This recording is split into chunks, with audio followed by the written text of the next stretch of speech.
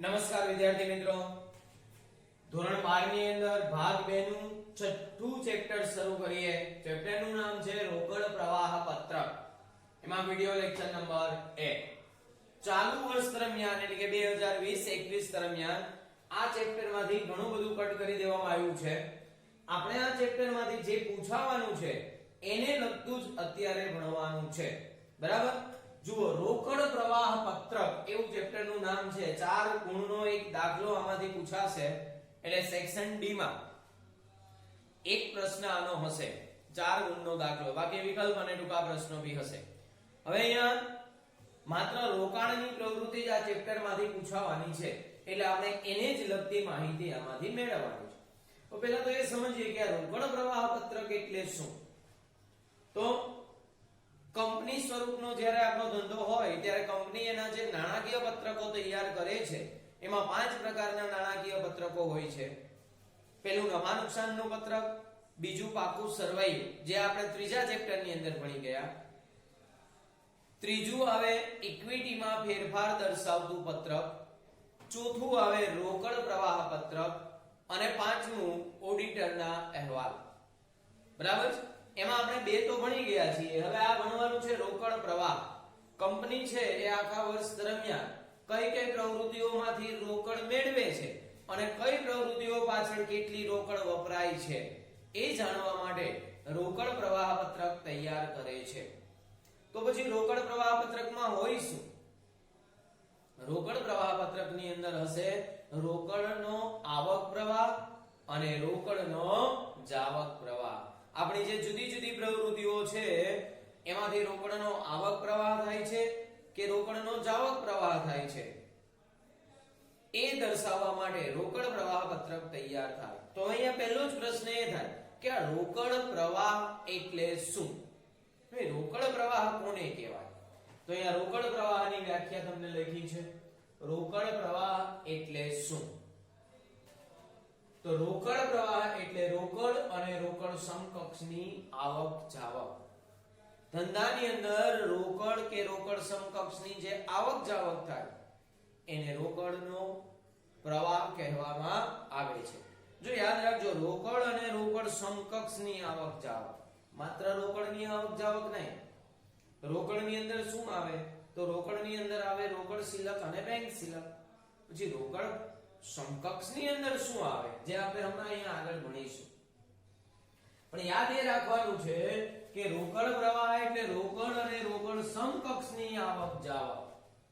ધંધાની અંદર રોકડ કે રોકડ સમકક્ષમાં વધારો થાય, જે વ્યવહારના કારણે રોકડ અથવા રોકડ સમકક્ષમાં વધારો થતો હોય તેને આવક રોકડ પ્રવાહ કહેવાય. રોકડ પ્રવાહ 2 પ્રકારના હોય, એક આવક રોકડ પ્રવાહ અને બીજો જાવક રોકડ પ્રવાહ. તો પછી આવક રોકડ પ્રવાહ એટલે શું? તો જે વ્યવહારના કારણે રોકડ અથવા રોકડ સમકક્ષમાં વધારો થાય તેને આવકનો રોકડ પ્રવાહ કહેવાય. બરાબર છે? એટલે તમે માની લો કે મિલકત વેચો તો ધંધામાં રોકડ આવે, માલનું વેચાણ કરો તો રોકડ આવે, દેવાદારો પાસેથી ઉઘરાણી મેળવો તો રોકડ આવે. આ બધા રોકડના આવક પ્રવાહ છે. રોકાણો વેચો, બરાબર છે, શેર કે ડિબેન્ચર બહાર પાડો, એ બધા રોકડનો આવક પ્રવાહ છે. પછી બીજો રોકડનો જાવક પ્રવાહ એટલે શું? તો જે વ્યવહારના કારણે રોકડ અથવા રોકડ સમકક્ષમાં ઘટાડો થતો હોય તેને જાવક રોકડ પ્રવાહ કહે છે. જે વ્યવહારને કારણે રોકડ અથવા રોકડ સમકક્ષમાં ઘટાડો થાય એ બધા જાવક રોકડ પ્રવાહ. જેમ કે મિલકતો ખરીદવી, માલની ખરીદી કરવી, પગાર ચૂકવવો, મજૂરી ચૂકવવી, શેર કે ડિબેન્ચરના નાણાં પરત કરવા. બરાબર છે? આ બધા શું છે? રોકડના જાવક પ્રવાહ છે. આ બંનેનો જે તફાવત આવે એટલે કે આવક પ્રવાહ અને જાવક પ્રવાહનો જે તફાવત સર્જાય ને એને ચોખ્ખો રોકડ પ્રવાહ કહેવાય. એટલે અહીંયા લખ્યું છે આવક રોકડ પ્રવાહ અને જાવક રોકડ પ્રવાહના તફાવતને ચોખ્ખો રોકડ પ્રવાહ કહે છે. આ બધા એક ગુણના પ્રશ્નો છે. તમને પૂછાય કે ચોખ્ખો રોકડ પ્રવાહ એટલે શું? લખવાનું આવક રોકડ પ્રવાહ અને જાવક રોકડ પ્રવાહના તફાવતને ચોખ્ખો રોકડ પ્રવાહ કહે છે. હવે અહીંયા વારંવાર એક શબ્દ આવે છે રોકડ અને રોકડ સમકક્ષ. રોકડ તો આપણને ખબર છે, રોકડ એટલે રોકડ શિલક અથવા બેંક શિલક. પણ આ રોકડ સમકક્ષ એટલે શું? તો એની વ્યાખ્યા છે રોકડ સમકક્ષ એટલે શું? રોકડ સમકક્ષ એટલે ટૂંકા ગાળાના ઉચ્ચ પ્રવાહિતા ધરાવતા રોકાણો. જો રોકડ સમકક્ષ ની અંદર શું આવે? રોકાણો આવે. પણ કેવા રોકાણો? કેવા રોકાણો આવશે? તો ટૂંકા ગાળાના ઉચ્ચ પ્રવાહિતા ધરાવતા. ઉચ્ચ પ્રવાહિતા ધરાવતા એટલે શું? જે રોકાણો છે ને એનું તમે ખૂબ જ ઝડપથી વેચાણ કરી અને રોકડમાં રૂપાંતર થઈ શકે એને ઉચ્ચ પ્રવાહિતા ધરાવતા કહેવાય. પ્રવાહિતા ઊંચી એટલે શું? જેનું ખૂબ જ ઝડપથી રોકડ શિલકમાં રૂપાંતર થાય એની પ્રવાહિતા ઊંચી છે એવું કહેવાય. તો રોકડ સમકક્ષની અંદર એવા રોકાણો આવશે જેની પ્રવાહિતા ખૂબ ઊંચી હોય. બીજું, જેમનું ઝડપથી સાચી અંદાજિત કિંમતમાં રોકડમાં રૂપાંતર થઈ શકતું હોય એવા રોકાણો કે જેનું ઝડપથી રોકડ રકમમાં રૂપાંતર થઈ શકે. અને ત્રીજી બાબત, એવા રોકાણો જેના મૂલ્યમાં ફેરફાર થવાનું જોખમ નહિવત હોય. આ રોકાણો બધા ટૂંકા ગાળાના છે અને ટૂંકા ગાળાના રોકાણો છે એટલે એવા હોવા જોઈએ કે જેની કિંમતમાં બહુ ફેરફાર થતો નથી, ફેરફાર થવાની કોઈ શક્યતા જ નથી. આવા રોકાણોને રોકડ સમકક્ષ તરીકે ઓળખવામાં આવે છે. બરાબર છે? ચાલો હવે મહત્વની બાબત છે કે રોકડ પ્રવાહ પત્રક એટલે શું? હમણાં આપણે વાત કરતા હતા રોકડનો આવક પ્રવાહ, રોકડનો જાવક પ્રવાહ. હવે આ રોકડનો આવક કે જાવક પ્રવાહ છે ને જુદી જુદી પ્રવૃત્તિઓ કરવાથી ઉદ્ભવે. જુદી જુદી પ્રવૃત્તિઓ એટલે ત્રણ પ્રવૃત્તિ છે: કામગીરીની પ્રવૃત્તિ, રોકાણની પ્રવૃત્તિ અને નાણાકીય પ્રવૃત્તિ. આ જુદી જુદી પ્રવૃત્તિઓને કારણે રોકડનો જે આવક કે જાવક પ્રવાહ સર્જાય છે એ દર્શાવતા પત્રકને રોકડ પ્રવાહ પત્રક તરીકે ઓળખવામાં આવે છે.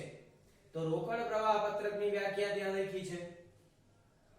રોકડ પ્રવાહની જુદી જુદી પ્રવૃત્તિઓ દર્શાવતા પત્રકને રોકડ પ્રવાહ પત્રક કહે છે.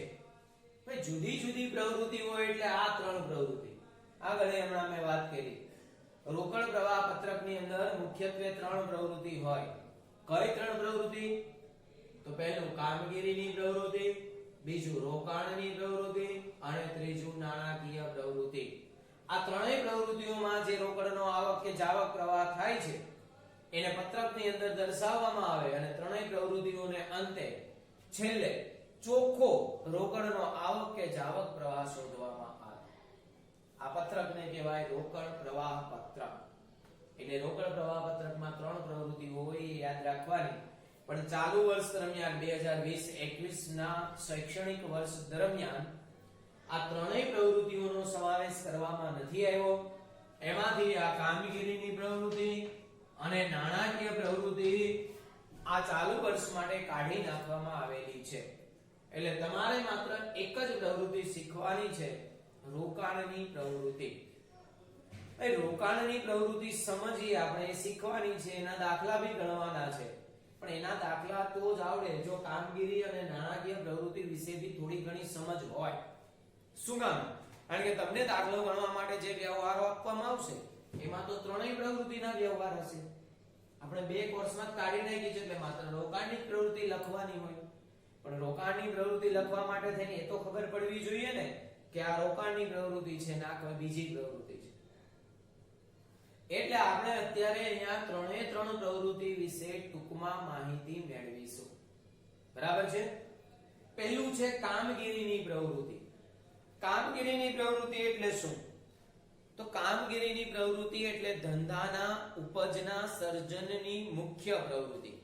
આપણો ધંધો જે ક્ષેત્રનો છે એ ક્ષેત્રમાંથી આપણે જે ઉપજની પ્રવૃત્તિઓ કરીએ છીએ, જેમ કે કોઈ કાપડનો શોરૂમ ચલાવે છે તેની મુખ્ય પ્રવૃત્તિ જથ્થાબંધ કાપડ ખરીદવું અને કાપડ છૂટક વેચવું એની મુખ્ય પ્રવૃત્તિ, એને કામગીરી પ્રવૃત્તિ કહેવાય.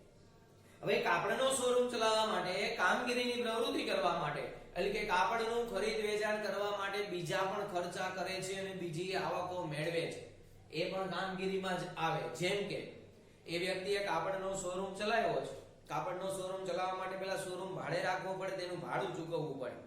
એ ભાડું શું કામ ચૂકવે છે? માલનું વેચાણ કરવા માટે. તો તો એ કામગીરી પ્રવૃત્તિ છે. પછી એ કર્મચારીને પગાર ચૂકવે છે તો એ બી કામગીરી પ્રવૃત્તિ છે. એને દલાલી કે કમિશન મળે છે તો એ બી કામગીરી પ્રવૃત્તિ છે. એટલે કામગીરી પ્રવૃત્તિ એટલે ઉપજના સર્જનની મુખ્ય પ્રવૃત્તિ. મુખ્યત્વે જે પ્રવૃત્તિ નફા નુકસાન ખાતામાં કે પાકા સરવૈયામાં નફા નુકસાન ખાતામાં કે વેપાર ખાતાની અંદર દર્શાવેલી હોય ને એ પ્રવૃત્તિ કામગીરીની પ્રવૃત્તિ થાય. એટલે માલ કે સેવાના ખરીદ વેચાણની પ્રવૃત્તિને કામગીરીની પ્રવૃત્તિ કહેવાય. આ બરાબર યાદ રાખજો. માલ ખરીદો કે સેવા ખરીદો, માલ કે સેવા વેચો. હવે માલ કે સેવા ખરીદવા માટે થઈને તમારે મજૂરી ચૂકવવી પડે, આવક માલ ગાડા ભાડું ચૂકવવું પડે, કરવેરા ચૂકવવા પડે, એ બધી કામગીરીની પ્રવૃત્તિ. માલનું વેચાણ કરવા માટે થઈને જગ્યા ભાડે રાખવી પડે, કર્મચારીઓને પગાર ચૂકવવો પડે, જાહેરાત ખર્ચ કરવો પડે, જાવક માલ ગાડા ભાડું ચૂકવવું પડે, એ બધી કામગીરીની પ્રવૃત્તિ. અથવા તો તમે સેવાનું ખરીદ વેચાણ કરો છો તો તમને દલાલી મળે, કમિશન મળે, રોયલ્ટી મળે કે રોયલ્ટી ચૂકવવી પડે, એ બધી કામગીરી પ્રવૃત્તિ. એટલે હવે તમને કામગીરી પ્રવૃત્તિ વિશે સમજ પડી ગઈ. માલ કે સેવાની ખરીદ વેચાણ અને એની સાથે સંકળાયેલા વ્યવહારો કામગીરીની પ્રવૃત્તિમાં આવે. બીજું છે રોકાણની પ્રવૃત્તિ, જે આપણે અહીંયા પૂછાવાની છે, પછી ચલાવીએ. ત્રીજું નાણાકીય પ્રવૃત્તિ. એ નાણાકીય પ્રવૃત્તિ એટલે શું? નાણાકીય પ્રવૃત્તિ એટલે પાકા સરવૈયામાં મૂડી દેવા બાજુના વ્યવહારોમાંથી ઉદ્ભવતી પ્રવૃત્તિ. બીજા શબ્દોમાં કહીએ ને તો નાણાકીય પ્રવૃત્તિ એટલે માલિકીની મૂડી અને ઉછીના મૂડીના સ્વરૂપમાં કે એના કદમાં થતો ફેરફાર. એટલે તમે છે ને શેર બહાર પાડો કે ડિબેન્ચર બહાર પાડો, એ નાણાકીય પ્રવૃત્તિ છે. માલિકીની મૂડી કે ઉછીની મૂડીના સ્વરૂપમાં થતો ફેરફાર એ નાણાકીય પ્રવૃત્તિમાં આવે. એટલે શેર કે ડિબેન્ચર બહાર પાડવા અને શેર કે ડિબેન્ચર પરત કરવા એ નાણાકીય પ્રવૃત્તિ છે. બેંકમાંથી લોન લેવી કે બેંકને લોન પાછી આપવી એ નાણાકીય પ્રવૃત્તિ છે. ઓવરડ્રાફ્ટ લેવો કે ઓવરડ્રાફ્ટ પરત કરવો એ નાણાકીય પ્રવૃત્તિ છે. હવે આની સાથે સંકળાયેલા બીજા વ્યવહારો કેવા? જેમ કે તમે ડિબેન્ચર બહાર પાડ્યા છે તો તમારે વ્યાજ ચૂકવવું પડે, તો વ્યાજ ચૂકવો ને એ નાણાકીય પ્રવૃત્તિ. બેંકમાંથી લોન લીધી છે કે બેંક ઓવરડ્રાફ્ટ લીધો છે, વ્યાજ ચૂકવવું પડે, એ નાણાકીય પ્રવૃત્તિ. હવે તમે શેર બહાર પાડ્યા છે તો શેર ઉપર ડિવિડન્ડ ચૂકવવું પડે, ડિવિડન્ડ ચૂકવો એ નાણાકીય પ્રવૃત્તિ. સમજ પડી ગઈ? પછી ત્રીજું છે રોકાણની પ્રવૃત્તિ. એ રોકાણની પ્રવૃત્તિ એટલે શું? જે આપણે અત્યારે હાલમાં દાખલા પૂછાવાની અને એના વિશે મેં અહીંયા થોડું ઘણું લખ્યું બી છે. રોકાણની પ્રવૃત્તિ કોને કહેવાય? તો રોકાણની પ્રવૃત્તિ એટલે પાકા સરવૈયાના મિલકત લેણા બાજુના વ્યવહારોમાંથી ઉદ્ભવતી પ્રવૃત્તિ એ રોકાણની પ્રવૃત્તિ. બીજા શબ્દોમાં કહીએ તો લાંબા ગાળાની મિલકતો અને લાંબા ગાળાના રોકાણોનું ખરીદ વેચાણ એ રોકાણની પ્રવૃત્તિ છે. લાંબા ગાળાની મિલકતો અને બિન ચાલુ રોકાણો કે લાંબા ગાળાના રોકાણોનું ખરીદ વેચાણ એ રોકાણની પ્રવૃત્તિ. બરાબર છે? તમે જમીન મકાન ખરીદો કે વેચો, ફર્નિચર યંત્રો વાહનો ખરીદો કે વેચો, કે ધંધાની અંદર તમે તમારી મિલકત જાતે બનાવો, એ બધી રોકાણની પ્રવૃત્તિ. હવે રોકાણ તમે કર્યું છે તો એમાંથી તમને વળતર બી મળશે. રોકાણો દાખલા તરીકે તમે કોઈ બીજી કંપનીના શેર ખરીદ્યા છે તો તમને ડિવિડન્ડ મળશે, તો ડિવિડન્ડ મળે ને એ રોકાણની પ્રવૃત્તિ. તમે ક્યાંય નાણાનું રોકાણ કર્યું છે તો વ્યાજ મળશે, રોકાણની પ્રવૃત્તિ. તમે તમારી મિલકત ભાડે આપી છે તો ભાડું મળશે, તો એ બી રોકાણની પ્રવૃત્તિ. હવે અહીંયા બરાબર ધ્યાન આપજો. અહીંયા મેં લખ્યું છે રોકાણની પ્રવૃત્તિઓ એટલે લાંબા ગાળાની મિલકતો અને અન્ય રોકાણોનું ખરીદ વેચાણ. રોકાણની પ્રવૃત્તિઓ સામાન્ય રીતે પાકા સરવૈયાના મિલકત લેણા બાજુના વ્યવહારોમાંથી ઉદ્ભવતી પ્રવૃત્તિઓ છે. જેમ કે જમીન મકાન યંત્ર ફર્નિચર રોકાણો વગેરેનું ખરીદ વેચાણ. રોકાણોમાંથી મળતી ઉપજો જેવી કે વ્યાજ ડિવિડન્ડ ભાડું વગેરેનો સમાવેશ પણ રોકાણની પ્રવૃત્તિમાં જ કરવામાં આવે છે. હવે આ ત્રણેય પ્રવૃત્તિને એક સાથે સમજવાની તો વધારે સમજ પડશે. પહેલું મેં હમણાં કીધું કે કામગીરીની પ્રવૃત્તિ એટલે માલનું ખરીદ વેચાણ કે સેવાનું ખરીદ વેચાણ, એ તો સમજાઈ ગયું. પણ તમે માલનું વેચાણ કરવા માટે તેની જગ્યા ભાડે રાખો છો અને ભાડું ચૂકવો છો તો એ બી કામગીરી પ્રવૃત્તિ છે. ભાડું ચૂકવ્યું છે શું કામ? માલનું વેચાણ કરવા માટે, કામગીરી પ્રવૃત્તિ છે. પણ ભાડું મળે તો પ્રશ્ન એ થાય ભાડું આપણને મળે ક્યારે? આપણે આપણી મિલકત કોઈને ભાડે આપી હોય ને તો જ ભાડું મળે. અને મિલકત ભાડે આપી છે ને ભાડું મળે છે તો એ કઈ પ્રવૃત્તિ છે? રોકાણની પ્રવૃત્તિ. સમજ પડ્યો તફાવત?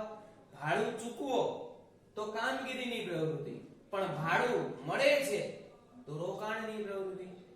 સેમ એવી જ રીતના તમે રોકાણ કર્યું, કોઈ કંપનીના શેર ખરીદા તો તમને ડિવિડન્ડ મળશે, કે કોઈ કંપનીના તમે ડિબેન્ચર ખરીદો છો તો તમને વ્યાજ મળશે. એટલે ડિબેન્ચરનું વ્યાજ મળે કે શેરનું ડિવિડન્ડ મળે એ રોકાણની પ્રવૃત્તિ છે. પણ તમે ડિવિડન્ડનું વ્યાજ ચૂકવો છો કે શેરનું ડિવિડન્ડ ચૂકવો છો તો એ નાણાકીય પ્રવૃત્તિ છે. કારણ કે તમારે ડિવિડન્ડ ચૂકવવું ક્યારે પડે? તમે ખુદના કંપનીના, પોતાની કંપનીના શેર તમે કે ડિબેન્ચર બહાર પાડો છો તો ડિવિડન્ડ કે વ્યાજ ચૂકવવું પડે. સમજ પડે છે? આપણા પોતાના શેર કે ડિબેન્ચર બહાર પાડીએ ને એ નાણાકીય પ્રવૃત્તિ. હવે શેર કે ડિબેન્ચર બહાર પાડ્યા છે એટલે વ્યાજ કે ડિવિડન્ડ ચૂકવવું પડશે તો એ નાણાકીય પ્રવૃત્તિ. પણ તમે શેર કે ડિબેન્ચર ખરીદો છો, મતલબ એ કોઈ બીજી કંપનીના ખરીદો છો તો એ રોકાણની પ્રવૃત્તિ થઈ. અને શેર કે ડિબેન્ચર ખરીદા એટલે તમારે વ્યાજ કે ડિવિડન્ડ ચૂકવવું પડશે. વ્યાજ કે ડિવિડન્ડ ચૂકવો છો, સોરી, શેર કે ડિબેન્ચર ખરીદા એટલે તમને વ્યાજ કે ડિવિડન્ડ મળશે, એટલે વ્યાજ ડિવિડન્ડ મળે તો રોકાણની પ્રવૃત્તિ. એટલે આ બી તફાવત ધ્યાનમાં લેવાનો છે. વ્યાજ ડિવિડન્ડ ચૂકવો છો તો નાણાકીય પ્રવૃત્તિ, વ્યાજ અને ડિવિડન્ડ મળે છે તો રોકાણની પ્રવૃત્તિ. કારણ કે વ્યાજ કે ડિવિડન્ડ ક્યારે મળે? ક્યાંય આપણે રોકાણ કર્યું હોય તો. સેમ એવી રીતના ભાડું ચૂકવો છો, કામગીરીની પ્રવૃત્તિ, ભાડું મળે છે તો રોકાણની પ્રવૃત્તિ. સમજ પડી ગઈ? આ ત્રણેય પ્રવૃત્તિઓ વિશે આપણે રોકાણની પ્રવૃત્તિ વિશે વધારે સારી રીતે સમજવાનું છે. એટલે ચોપડીની અંદર, ચોપડી હાથમાં રાખો, ન હોય થોડી વાર વિડિયો કટ કરીને ચોપડી લઈ લો. પેજ નંબર 254 ઉપર રોકાણની પ્રવૃત્તિ અહીંયા તમને દેખાય છે. અહીંયા આ રોકાણની પ્રવૃત્તિ પેજ નંબર 254 ઉપર. એમાં એક નીચે 4 ટાઈપો છે કે રોકાણની પ્રવૃત્તિના આવક પ્રવાહ કયા છે અને રોકાણની પ્રવૃત્તિનો જાવક પ્રવાહ કયો છે તે જુઓ. એમાં રોકાણની પ્રવૃત્તિઓમાં પહેલા આવક પ્રવાહ આ બાજુ લખ્યો છે. એમાં છે સ્થિર દ્રશ્ય કે અદ્રશ્ય મિલકતોનું વેચાણ. તમે કોઈ દ્રશ્ય મિલકત કે અદ્રશ્ય મિલકત વેચો છો એટલે તમે ફર્નિચર વેચો, મકાન વેચો, પાઘડી વેચો, પેટન્ટ વેચો, એ બધી રોકાણની પ્રવૃત્તિ. બરાબર છે? પછી લાંબા ગાળાના રોકાણોનું વેચાણ. કોઈ કંપનીમાં તમે રોકાણ કર્યું છે, શેર કે ડિબેન્ચર ને વેચી નાખ્યા તો એ બી નાણાકીય, એ રોકાણની પ્રવૃત્તિ. આવક પ્રવાહ, પૈસા આવે તો આવક પ્રવાહ, પૈસા જાય તો જાવક પ્રવાહ. પછી તમને લાંબા ગાળાનું આપેલું ધિરાણ પરત. તમે કોઈને ઉછીના નાણાં આપ્યા હતા, લોન આપી હતી ને પાછી આવી, બરાબર છે? કે તમે લોન એને આપો છો, એ બધી કઈ પ્રવૃત્તિ? રોકાણની. આવક પ્રવાહ. લોન પાછી આવે તો આવક પ્રવાહ. આ ઉપરાંત જાવક પ્રવાહની પ્રવૃત્તિ સામે દર્શાવી છે, બરાબર છે? તો સામે છે સ્થિર દ્રશ્ય મિલકત કે અદ્રશ્ય મિલકતની ખરીદી. જમીન મકાન ખરીદો કે પાઘડી પેટન્ટ ખરીદો તો પાઘડી કે પેટન્ટ માંડી વળ્યા હોય તો રોકાણની પ્રવૃત્તિ ન આવે. અદ્રશ્ય મિલકત માંડી વાળો એ રોકાણની પ્રવૃત્તિ નથી. અદ્રશ્ય મિલકત ખરીદો કે વેચો એ રોકાણની પ્રવૃત્તિ છે. પછી મૂડીકૃત કરેલ ખર્ચા. મૂડીકૃત કરેલા ખર્ચા એટલે તમે માની લો ફર્નિચર ખરીદો છો, યંત્ર ખરીદો છો અને એને ગોઠવવાનો ખર્ચ ચૂકવો છો તો યંત્રમાં ઉમેરાય છે, એને મૂડીકૃત ખર્ચ કહેવાય. એ રોકાણની પ્રવૃત્તિનો જાવક પ્રવાહ. પછી સ્વનિર્મિત મિલકતો. તમે જાતે મિલકત તૈયાર કરો. માની લો તમારી પાસે પ્લોટ પડેલો, જમીન છે અને એની ઉપર મકાન બનાવો છો તો એ બી કાયમી મિલકતની એક પ્રકારની ખરીદી જ થઈ, કારણ કે મકાન બનાવવા માટે ખર્ચ તો ચૂકવો જ. તો એ સ્વનિર્મિત મિલકત કહેવાય. એ સ્વનિર્મિત મિલકત પણ શું છે? રોકાણની પ્રવૃત્તિનો જાવક પ્રવાહ. પછી લાંબા ગાળાના રોકાણોની ખરીદી કરો એટલે કોઈ કંપનીના શેર કે ડિબેન્ચર ખરીદો છો તો એ જાવક પ્રવાહ છે. અને લાંબા ગાળાનું આપેલું ધિરાણ પરત. તમે કોઈને લાંબા ગાળાનું આપેલું ધિરાણ, તમે કોઈને લોન આપો છો તો એ બી રોકાણની જ પ્રવૃત્તિ છે. બરાબર છે. આટલી રોકાણની પ્રવૃત્તિઓ છે. જુઓ નીચે ઉદાહરણ 2 આપ્યું છે. ઉદાહરણ 2, રીટા કંપનીના નીચે આપેલ વ્યવહારોમાંથી રોકાણની પ્રવૃત્તિ ઓળખો અને આ પ્રવૃત્તિનો રોકડ આવક પ્રવાહ કે જાવક પ્રવાહ છે તે પણ જણાવો. આ ઉદાહરણ એક હોમવર્કમાં બી લખવાનું છે અને અત્યારે અહીંયા સોલ્વ કરવાનું છે. જુઓ, તમારે એ કહેવાનું છે કે આ રોકાણની પ્રવૃત્તિ છે કે નહીં, અને જો રોકાણની પ્રવૃત્તિ છે તો પછી આવક પ્રવાહ છે કે જાવક પ્રવાહ. પેલું છે જમીનની ખરીદ. તો જમીન ખરીદો એ રોકાણની પ્રવૃત્તિ છે, પૈસા જાય, જાવક પ્રવાહ. બીજું યંત્રનું વેચાણ, યંત્ર વેચો એ રોકાણની પ્રવૃત્તિ છે, રોકડ જાય છે, જાવક પ્રવાહ. રોકડ આવે છે, આવક પ્રવાહ. ત્રીજું એક્સ કંપનીના શેર ખરીદ્યા. એક્સ કંપની એટલે કોઈ બીજી કંપનીના શેર ખરીદા છે તો રોકાણની પ્રવૃત્તિ કહેવાય, રકમ જાય એટલે જાવક પ્રવાહ. ચોથું વાય કંપનીના ડિબેન્ચર વેચ્યા.